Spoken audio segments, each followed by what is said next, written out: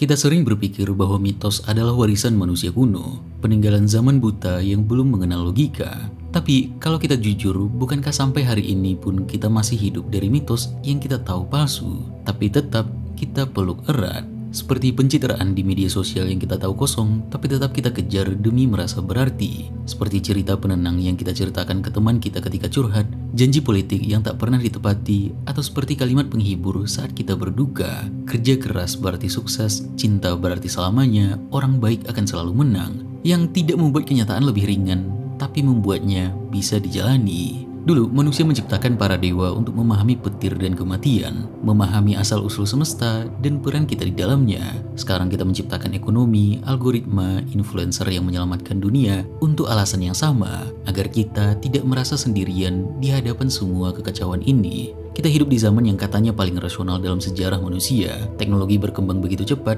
kita bisa melihat isi otak, mengubah genetika, bahkan menciptakan kecerdasan buatan yang bisa menulis, berbicara, dan menjawab pertanyaan-pertanyaan, mulai dari yang besar dengan presisi ilmiah, sampai pertanyaan-pertanyaan kecil dengan curhat-curhat kita di malam harinya.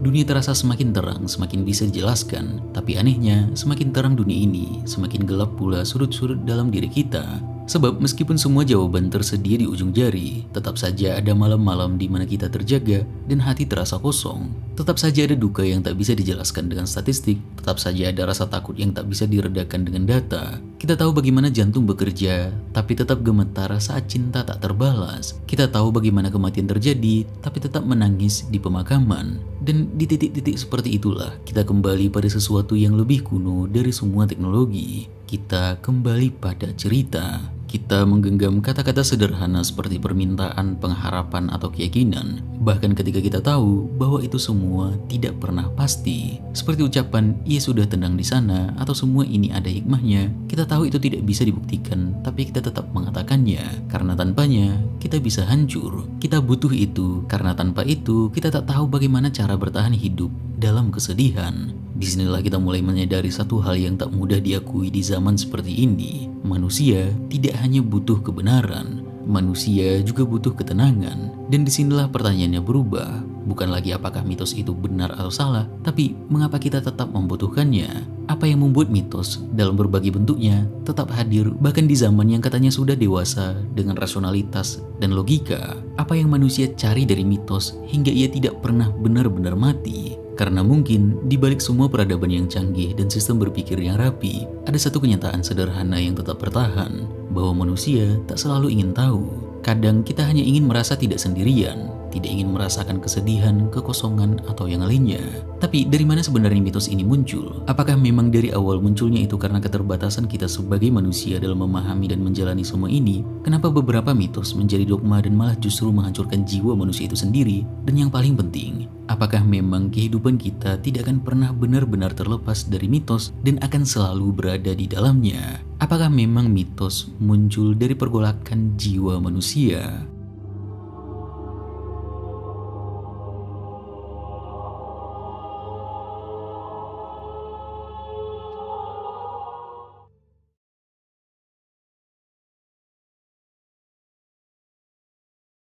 Kita tumbuh dalam keyakinan diam-diam bahwa rasionalitas adalah jalan keluar dari kegelapan, bahwa dunia jika dipetakan dengan cukup data dan akal sehat akan menjelma terang benderang. Dalam keyakinan ini, mitos jadi tidak lebih dari bayang-bayang masa lalu yang tidak lagi relevan.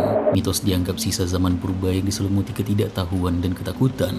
Kita diajari bahwa manusia dulu menciptakan mitos karena belum punya ilmu, makanya mereka menciptakan para dewa. Karena mereka tak tahu, maka mereka menyusun dongeng-dongeng penjelas yang seringkali tidak masuk akal. Tapi mari tunda sejenak asumsi keberadaan akal di atas mitos.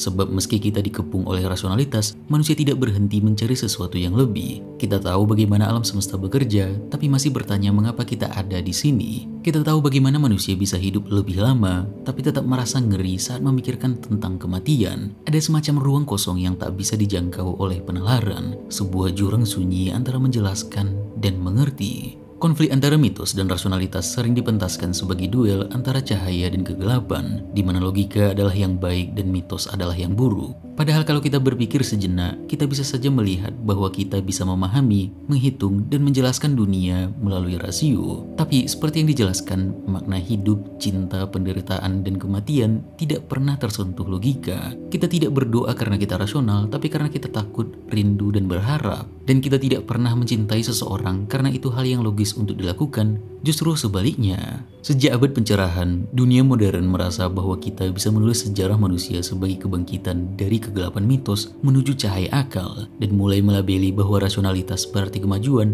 dan mitos berarti kebodohan. Bahkan cukup banyak narasi-narasi akhir-akhir ini yang mengulang semangat pencerahan Eropa dari 200 tahun yang lalu untuk mengatakan bahwa kita tidak membutuhkan mitos sama sekali, tidak berpikir bahwa pagar yang tidak tahu apa gunanya bukan berarti harus disingkirkan. Ada sebuah pagar atau gerbang di tengah jalan. Seorang reformis modern datang dan berkata, "Aku tidak melihat gunanya pagar ini, mari kita singkirkan." Tetapi reformis yang lebih bijak akan menjawab, "Jika kau tidak tahu apa gunanya pagar itu, aku tidak akan membiarkanmu merobohkannya. Pergilah dan pikirkan dulu, dan bila kau sudah tahu mengapa pagar itu ada, barulah kau boleh memutuskan apakah akan menghancurkannya." Pertarungan baik buruk rasionalitas dan mitos ini sebenarnya terlalu sederhana. Mungkin saja keduanya tidak sedang berperang, melainkan mengisi peran yang berbeda dalam drama manusia. Karena bagaimanapun, kita tidak bisa menolak fakta bahwa kita tidak selalu rasional. Selalu ada momen ketika kita berperang pada kepercayaan atau prinsip yang tidak rasional. Hal yang tidak rasional ini bahkan sangat kita butuhkan untuk hidup. Kita butuh keduanya, meski kita sering malu mengakui kebutuhan untuk itu. Dari kebutuhan itulah mitos lahir untuk mengisi ruang-ruang dalam diri yang tak bisa dijangkau oleh logika, hadir sebagai bahasa yang berbeda. Dalam pengertian awalnya pun, mitos bukanlah kebohongan, apalagi sekedar khayalan. Dalam banyak kebudayaan, mitos adalah cara pertama manusia menjelaskan dunia melalui logikanya sendiri, yang berbeda dari logika ilmiah. Bagi orang Yunani, mitos bukan lawan dari logos atau rasionalitas, tapi bentuk bahasa yang mengandung kebenaran dalam cerita. Mitos justru diartikan sebagai sistem berpikir, bukan hanya kumpulan cerita seperti yang kita artikan sekarang. Claude Lévi-Strauss menunjukkan bahwa mitos bekerja seperti struktur bahasa. Ia menyusun oposisi-oposisi biner, terang dan gelap, hidup dan mati, manusia dan alam, dan merajutnya menjadi narasi. Mitos hadir untuk mengatur kekacauan menjadi keteraturan simbolik. Kacau dalam pengertian ketika dunia belum bisa dihitung, belum bisa dipahami sepenuhnya. Manusia menggunakan mitos untuk merasa bahwa dunia bisa dimengerti. Mitos adalah bahasa untuk dipahami. Mitos harus diceritakan. Ia adalah bagian dari ujaran manusia. Kita tidak bisa sekedar melihat mitos ini sebagai kelemahan. Justru di sana kita melihat betapa kuatnya dorongan manusia untuk menjadikan hidup dapat dipahami, meski dengan alat seadanya. Mitos adalah cara pertama kita menatap langit dan bertanya, dari mana asalnya semua ini, dan apa peranku di dalamnya. Salah satu contohnya dalam mitologi Yunani, dunia tidak muncul begitu saja. Pada awalnya hanya ada kekacauan, chaos, kekosongan tak bernama yang menjadi asal segala sesuatu. Dari sana muncul Gaia, sang bumi, dan Uranus, sang langit. Lalu muncul generasi dewa-dewa pertama, Kronos, Rhea, dan para Titan. Tapi dunia baru menjadi seperti yang kita kenal setelah Zeus dan para dewa Olympus memberontak, menggulingkan para Titan, dan menata ulang semesta. Dalam mitos Mesir kuno, setiap malam, Ra, dewa matahari, harus berlayar melalui dunia bawah dan berhadapan dengan Apep atau Aphosis, naga kegelapan yang ingin menelan cahaya. Dunia tetap teratur hanya karena pertarungan itu terus berlangsung. Dalam kisah Nordik, dunia tercipta dari tubuh Ymir, raksasa pertama yang dibunuh oleh para dewa seperti Odin, Vili, dan Ve. Darah Ymir menjadi lautan, tulangnya menjadi gunung, tengkoraknya menjadi langit. Kehidupan dan dunia lahir dari kematian. Dalam semua kisah itu ada pola yang berulang. Kekacauan selalu lebih tua daripada keteraturan. Tidak ada tatanan yang lahir tanpa perebutan, tidak ada harmoni yang hadir tanpa ketegangan. Bahkan para dewa tidak menciptakan dunia dari kedamaian, tetapi dari tubuh, darah, dan kehancuran. Dunia tidak lahir dari kesempurnaan, melainkan dari luka. Dan prinsip-prinsip ini benar secara makna dari manapun kita melihatnya. Dan manusia dari dulu sudah paham mengenai ini. Lalu soal manusia, dalam beberapa versi manusia diciptakan oleh Prometheus, makhluk pemberontak yang mencintai manusia lebih dari para dewa. Ia mencuri api dari Olympus dan memberikannya pada manusia. Bukan sekedar api fisik, tapi simbol pengetahuan, kesadaran, dan kemampuan untuk menyalakan terang di tengah gelap. Karena itu, manusia dalam mitologi Yunani adalah makhluk yang memikul warisan dari pemberontakan, dari ambiguitas antara kutukan dan anugerah. Di sana, mitos tidak hanya menjelaskan dari mana kita berasal, tapi juga menjelaskan sesuatu tentang siapa diri kita. Makhluk yang lahir dari kekacauan, hidup di antara para dewa dan binatang, dan terus mencari tempatnya di tengah dunia yang tak sepenuhnya bisa dikendalikan. Ketika Hades menculik Persephone ke dunia bawah, Demeter, sang dewi kesuburan dan panen, meratapi kehilangan anaknya. Tanah menjadi tandus dan dunia memasuki musim dingin. Ketika Persephone kembali ke bumi, Demeter bergembira dan musim semi tiba. Dalam mitologi Shinto, Amaterasu, Dewi Matahari, tersembunyi di dalam gua karena murka kepada adiknya Susanoo. Dunia pun tenggelam dalam kegelapan dan musim dingin. Para dewa menipu Amaterasu untuk keluar dengan tarian dan cermin, dan ketika ia keluar, cahaya dan musim kembali. Dalam Veda, Indra adalah dewa hujan dan guntur. Sang penakluk naga kering Vritra yang menahan air di langit. Ketika Indra membunuh Vritra, hujan turun dan bumi subur kembali. Musim, kalau kita lihat dengan pandangan ini, jadinya tidak hanya sekedar rotasi bumi, tapi justru emosi semesta dan manusia yang ada di dalamnya. Tapi mitos tak berhenti di sana. Ia turun ke hal yang sangat dekat dengan kita seperti memasak. Dalam cerita suku Bororo, api awalnya dimiliki oleh binatang dan dicuri oleh manusia. Api itu digunakan untuk mengubah daging mentah menjadi matang dari yang liar ke yang tertata. Ini menceritakan bagaimana cara manusia menandai batas antara alam dan budaya. Yang mentah adalah liar, yang matang adalah manusiawi. Memasak menjadi semacam ritual penyucian. Lévi-Strauss menyebut proses ini sebagai transisi simbolik, ketika manusia mulai menyaring realitas mentah yang liar dan tidak teratur menjadi pola yang bisa dimengerti. Dunia yang semerawut tidak dihapus, tetapi disusun, dikelompokkan, diklasifikasikan, dan diberi nama. Dengan memberi nama ini, manusia memenangkan kekacauan yang tak terkatakan diubah menjadi bahasa, yang tak berbentuk dijadikan struktur. Ketika kita mendengar uraian mitos tadi, kita mungkin memiliki respon yang berbeda-beda. Ada yang kagum atau ada juga yang merasa aneh. Tapi sebelum menyimpulkan dengan tergesa-gesa, kita perlu memahami lebih dalam motif mendasar di balik dari penciptaan mitos-mitos ini. Karena bisa jadi motifnya lebih rumit dan jauh dari yang kita kira. Barangkali karena manusia sejak awal bukan hanya ingin hidup, tetapi ingin mengerti mengapa ia hidup. Kebutuhan untuk mengerti ini berakar pada ketakutan. Ketakutan akan bahaya sekaligus yang lebih menakutkan adalah ketakutan akan kekacauan. Tak ada yang lebih menakutkan dari dunia yang berjalan tanpa pola, tanpa maksud, tanpa arah. Maka manusia menciptakan oposisi seperti siang dan malam, lelaki dan perempuan, hidup dan mati.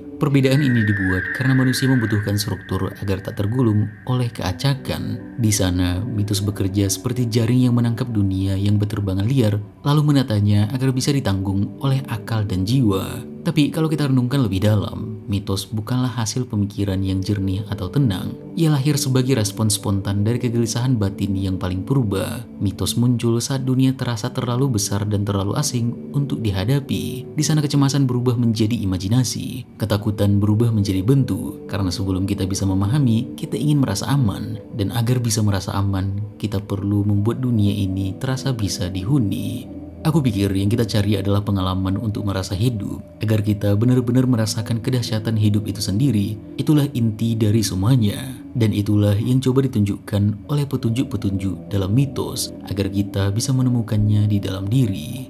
Kita bilang kita sudah maju, sudah meninggalkan takhayul dan mitos, tapi lihatlah sekeliling kita.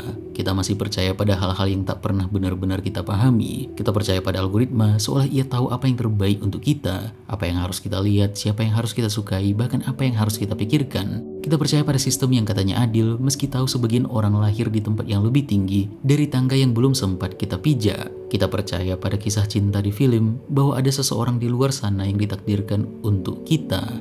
Meski berkali-kali kenyataan menunjukkan cinta tak selalu menyelamatkan siapapun, kita percaya bahwa kerja keras pasti terbayar, padahal kita sudah melihat banyak orang yang hancur bukan karena malas, tapi karena dunia tidak selalu berpihak. Kita percaya pada masa depan, meski tidak ada bukti bahwa ia akan lebih baik. Kita tahu sebagian dari itu mungkin tak benar, tapi kita tetap memegangnya, karena kalau tidak, semuanya akan terasa terlalu kosong. Lalu kita mulai menenangkan diri. Kita mengatakan, mungkin aku hanya belum waktunya, atau semua ini pasti ada alasan. Kita tahu itu tak menjawab apapun, tapi kata-kata itu menenangkan. bukan? Kita menciptakan pola dari kekacauan, alasan dari kebetulan, makna dari keheningan. Semua ini sebenarnya tidak pernah bentuk dari kebodohan, tapi naluri kita sebagai manusia. Kita semua butuh untuk percaya pada sesuatu, bahkan ketika kita tahu dunia tak menjanjikan apapun. Dulu manusia menciptakan mitos untuk menjelaskan badai dan matahari. Sekarang kita menciptakan mitos yang lebih halus tentang algoritma yang adil, cinta yang abadi, atau kesuksesan yang datang bagi siapapun yang cukup berusaha. Mungkin bedanya hanya pada bentuk, tapi fungsinya sama. Kita sedang berusaha menenangkan dunia yang tak bisa kita pahami sepenuhnya. Jadi ketika seseorang berkata mitos itu milik masa lalu, cuma dibuat-buat begitu saja, mungkin dia belum sadar bahwa dia sedang hidup di dalamnya. Hanya saja mitosnya kini bernama hidup modern.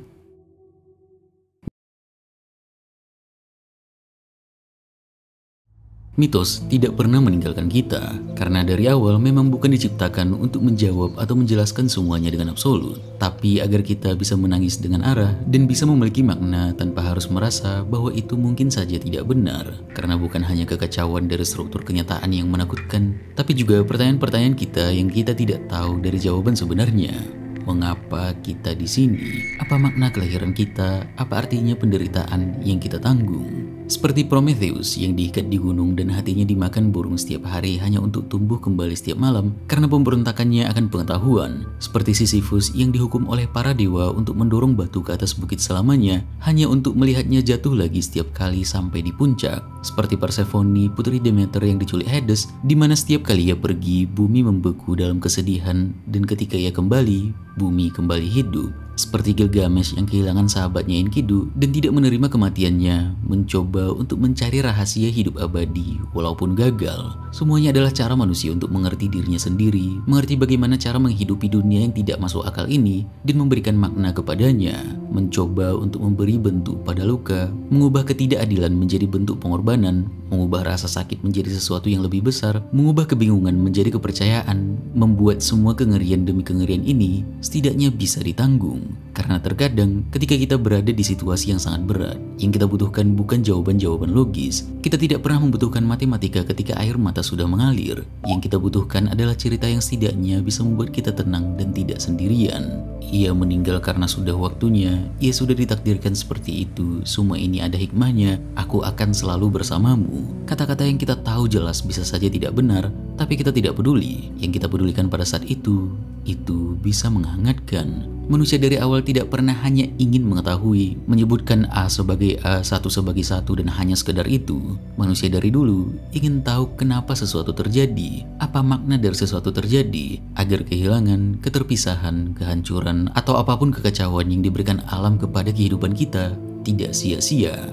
Mitos memberikan perasaan itu, perasaan yang membuat rasa sakit, duka sebagai cerita yang pantas untuk dirasakan. Pengalaman eksistensial ini adalah yang dimaksud Mircea Eliade, sejarawan religius Romania, sebagai bagaimana manusia menghubungkan dirinya kembali dengan asal mula keberadaan, atau yang dia sebut sebagai Illud Tempus.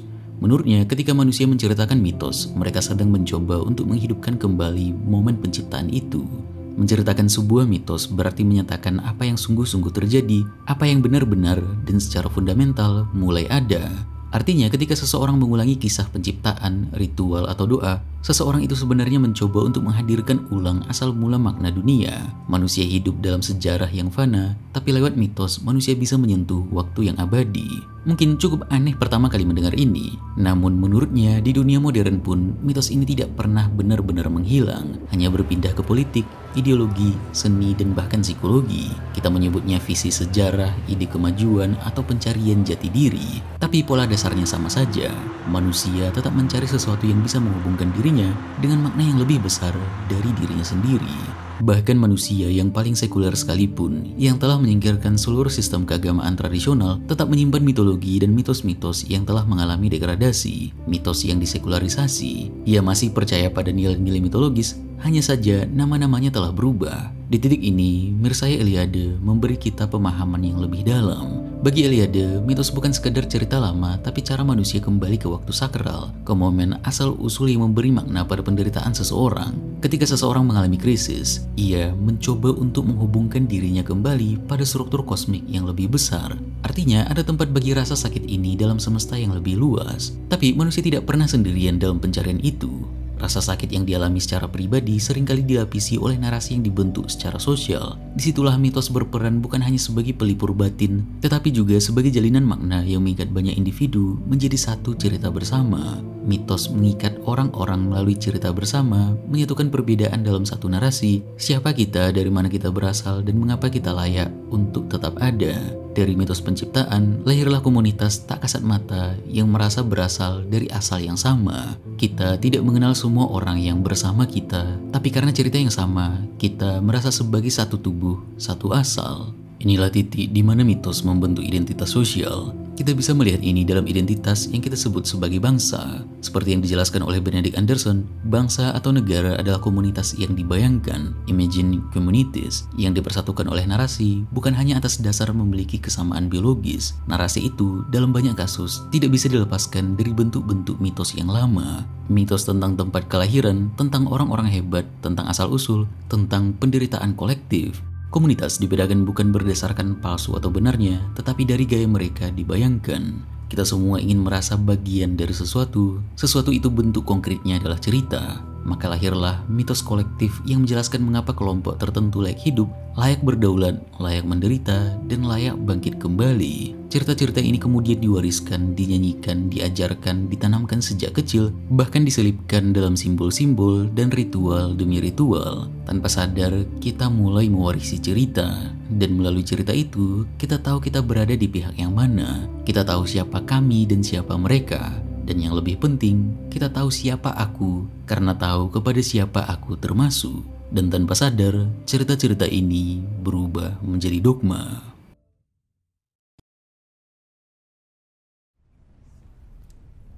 Yang menjadi masalah dalam mitos sebenarnya bukan pada asumsi ketidakabsahannya atau konotasi yang tidak bagus yang beredaran di sekitarnya, tapi justru dikarenakan mitos itu sendiri bisa menjadi dogma. Dikarenakan mitos bisa menyatukan manusia, bisa saja dia menyingkirkan yang tidak paham dan tidak mau paham maksudnya. Karena mitos bisa memberikan manusia identitas, berarti bisa juga menentukan siapa yang dianggap masuk dalam identitas itu dan siapa yang tidak masuk. Dalam setiap narasi yang mengikat, selalu ada batas yang diam-diam digambarkan antara kita dan mereka, antara yang layak tinggal dan yang layak disingkirkan. Garis batas itu hasil warisan mitos yang begitu dalam, sampai kita tak sadar bahwa ia bekerja. Banyak mitos dibangun di atas kisah pengorbanan dan penderitaan. Tapi coba perhatikan siapa yang menjadi pahlawan, siapa yang diceritakan, dan siapa yang diam-diam dihapus dari cerita. Dalam banyak kasus, identitas kolektif dibentuk dengan menyingkirkan bagian-bagian yang dianggap tak cocok. Ini secara efektif mengubah mitos yang seharusnya di awal menenangkan dan melindungi kegelisahan batin manusia, malah membentuk batas untuk mereka yang tidak sesuai dengannya, membungkam suara. Seiring waktu mitos-mitos ini diwariskan, diulang dan dirayakan, manusia jadi lupa kenapa dia muncul di awal, dan bahkan lebih parahnya malah menjadikan simbol kolektif ini sebagai senjata. Maknanya sudah tidak terlalu dipedulikan, tapi hanya kesepakatan.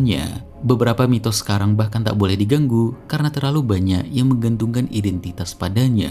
Dia mulai dijaga seperti pustaka, disakralkan karena fungsinya menertibkan batin-batin kolektif manusia secara sosial. Seperti yang ditujukan oleh Roland Barthes dalam Mythologies, mitos modern sering bekerja bukan dengan berbohong, tapi dengan membuat sesuatu tampak wajar. Ia menyembunyikan konstruksi sosial di balik alamiah. Kita tidak lagi melihat narasi sebagai narasi, tapi sebagai kenyataan. Kita tidak lagi sadar bahwa yang kita sebut benar hanyalah cerita yang sudah terlalu sering diulang. Kita tak lagi melihat mitos sebagai sesuatu yang dibuat, tapi sebagai sesuatu yang sudah seharusnya begitu. Apa yang dunia berikan kepada kita adalah realitas historis yang didefinisikan, meskipun ini tidak selalu tampak jelas oleh cara manusia memproduksinya. Dan tugas mitos adalah mengubah realitas ini menjadi sesuatu yang alamiah. Mitos bertugas memberi pembenaran alamiah terhadap maksud historis dan membuat hal yang kebetulan tampak abadi. Karena itu, mitos adalah alat paling cocok bagi pembalikan ideologis yang menandai masyarakat. Ia mengubah budaya menjadi kodrat atau paling tidak mengubah yang sosial, kultural, ideologis, dan historis menjadi sesuatu yang tampak alami.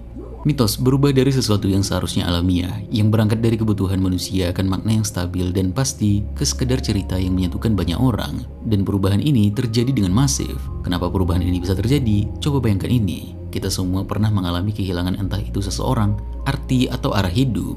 Saat itu terjadi, yang kita butuhkan saat itu jelas bukan hiburan, tapi sesuatu yang tetap, yang tidak goyah saat hidup remu. Inilah yang kita sebut makna. Makna yang bisa digenggam, yang bisa diulang, yang bisa diwariskan. Karena tanpanya kita pasti jatuh ke dalam ketidakpastian, dan bagi manusia ketidakpastian ini bisa jadi hal yang sangat menakutkan. Bayangkan jika setiap orang menafsirkan kematian secara berbeda.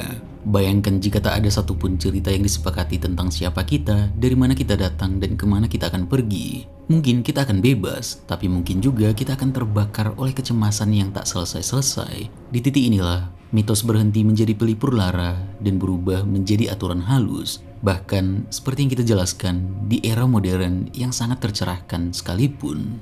Dalam analisis Barthes, mitos bukan hanya ada di kitab atau legenda, tapi di iklan, majalah, museum, dan politik sehari-hari. Misalnya, foto tentara kulit hitam yang sedang hormat ke bendera Prancis. Ia adalah mitos, narasi tentang harmoni rasial, nasionalisme universal, dan penghapusan sejarah kolonial. Semuanya dibungkus dalam satu momen visual yang netral. Padahal kita menyebut zaman ini sebagai zaman rasional. Kita bangga pada data, pada sains, pada melawan hoax. Tapi tanpa sadar, kita masih haus akan cerita-cerita yang membuat hidup terasa benar dan masuk akal. Tapi yang lebih mengganggu sebenarnya datang dari Zizek. Bagi Zizek, masalah kita bukan bahwa kita tertipu oleh mitos, tapi bahwa kita tahu kita tertipu, tapi tetap memilih untuk percaya.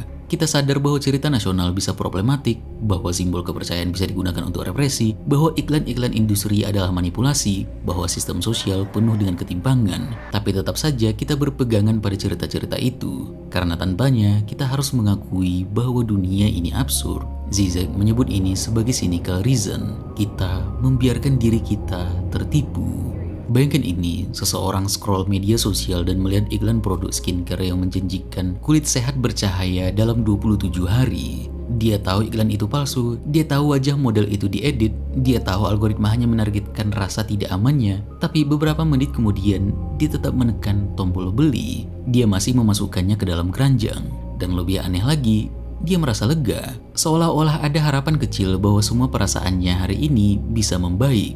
Hanya dengan paket yang akan datang minggu depan. Dia tidak percaya penuh, tapi juga tidak sepenuhnya sinis. Ia tahu ini palsu, tapi tetap butuh itu untuk bertahan.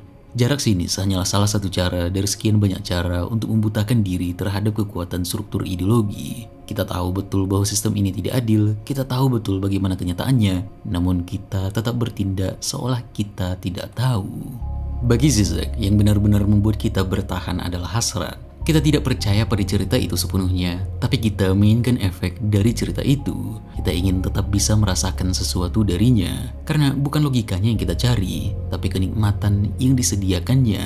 Kadang merasakan sesuatu lebih penting daripada tahu apakah itu benar atau tidak. Di dunia yang terlalu dingin, terlalu cair, terlalu cepat, siapa yang benar-benar bisa hidup tanpa rumah, bahkan jika itu hanya fiksi? Kita membeli produk bukan karena kita percaya janji iklannya, tapi karena kita menikmati sensasi menjadi bagian dari sesuatu yang lebih besar. Kita percaya pada narasi-narasi merek yang ditawarkannya. Kita mencintai seseorang bukan karena logika, tapi karena kita menikmati keinginan itu sendiri. Meski tahu cinta bisa melukai, kita berharap bukan karena kita pasti yakin, tapi karena percaya bahwa itu menenangkan, menghadirkan perasaan, pasti besok baik-baik saja. Dan kita terus hidup dalam sistem yang kita tahu tidak adil, karena di dalam ketidakadilan itu masih ada tempat kecil di mana kita bisa merasakan diri kita berarti. Kita sering membayangkan bahwa tugas kita adalah melawan mitos, membongkar tipuan, membebaskan diri dari kebodohan kolektif, dan menemukan kebenaran sejati. Tapi bagaimana jika mitos bukan sesuatu yang dipaksakan dari luar, melainkan sesuatu yang kita rawat sendiri, diam-diam setiap hari hanya demi bisa bertahan? Kita menganggap mitos sebagai topeng yang harus dibuka, tapi mungkin topeng itu bukan di wajah orang lain, tapi di wajah kita sendiri. Kita begitu terbiasa mengenakannya sampai lupa bahwa itu topeng, menjelma menjadi kebiasaan kita, layar kita, algoritma kita, konsumsi harian kita. Dan justru karena kita tahu itu semua dibentuk, kita jadi lebih lihai memilih ilusi yang paling nyaman. Kita hidup dalam kesadaran yang setengah tidur, tahu bahwa ini palsu, tapi tetap membiarkannya bekerja. Semakin kita pahami hal ini, semakin kita dilanda kegelisahan baru. Apakah semua makna yang kita percayai selama ini hanya dibentuk untuk menutupi luka? Apakah mitos memang tidak bertujuan untuk mencerminkan kenyataan seakurat mungkin, tapi lebih ke meredakan cermin kegelisahan batin kita sendiri? Jika iya, maka makna yang ada dalam mitos itu lahir dalam diri yang tak mampu menanggung kekosongan. Apakah kita memang terkutuk akan kekosongan ini?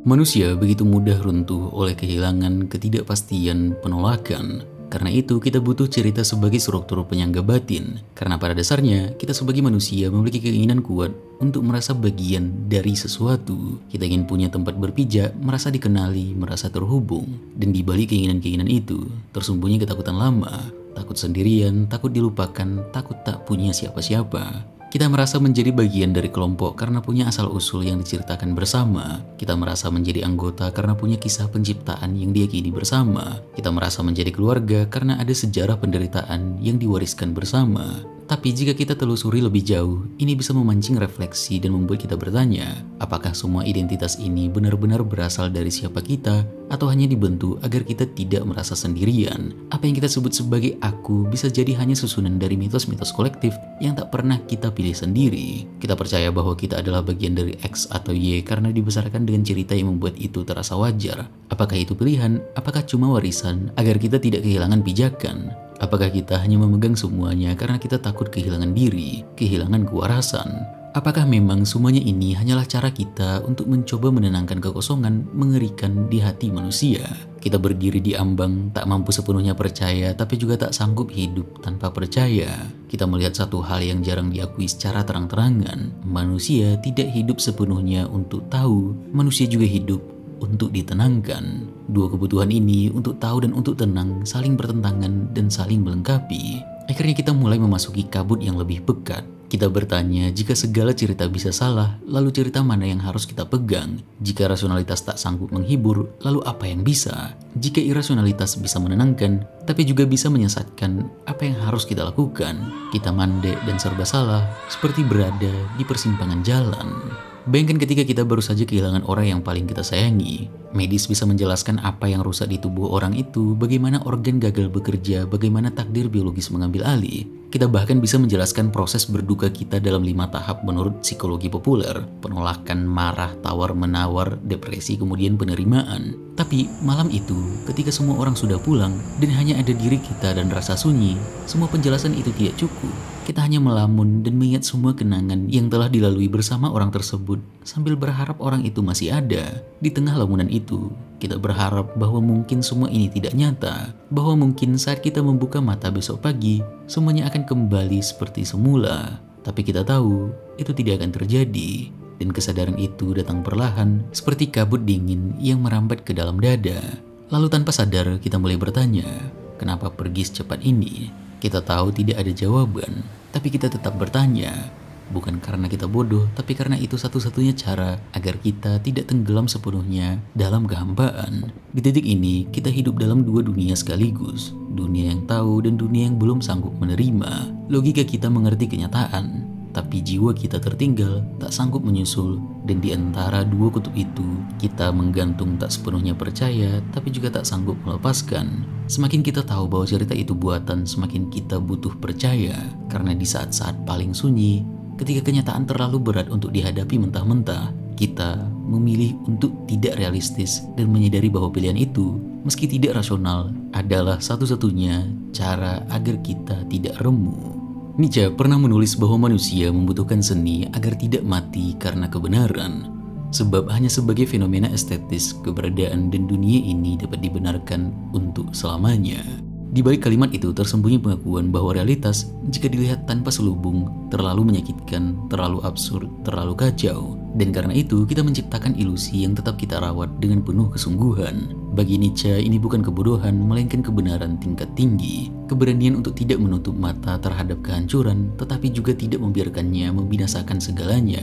Mitos dalam bentuk paling jujurnya adalah upaya manusia untuk berkata ya pada hidup, bahkan pada bagian-bagian hidup yang paling pahit dan tak masuk akal. Kehidupan menjadi terlalu berat untuk ditanggung tanpa narasi yang menyelubunginya. Ketika tak sanggup menerima kenyataan mentah-mentah, manusia tidak lantas menyerah. Kita menyusun simbol, kita melukis langit, kita membuat upacara, menyusun puisi, menciptakan kisah tentang para dewa, roh, dan asal-usul dunia. Semuanya kita lakukan bukan sekedar untuk menjelaskan dunia, tapi agar dunia itu sendiri bisa ditinggali. Di tengah dunia yang terlalu besar dan tidak memedulikan kita, manusia membuat jaring kecil bernama cerita atau mitos. Mungkin ini semua terjadi karena ada sesuatu yang lebih mendasar lagi, bahwa manusia pada dasarnya adalah makhluk yang selalu kurang. Kita kurang tahu, kurang kuat, kurang siap, kurang utuh. Kita hidup dengan kesadaran bahwa waktu akan merenggut semuanya, bahwa tubuh ini akan lapuk, bahwa semua yang kita cintai bisa hilang sewaktu-waktu. Kita menambal kekosongan dengan bahasa, kita menata kekacauan dengan narasi. Izinkan aku menutup ini dengan puisi pembuka T.S. Eliot, The Hollow Man. We are the hollow man, we are the stuffed man, leaning together, head piece filled with straw. Alas, our dried voices, when we whisper together, are quiet and meaningless as wind in dry grass or rats' feet over broken glass in our dry cellar. Terima kasih.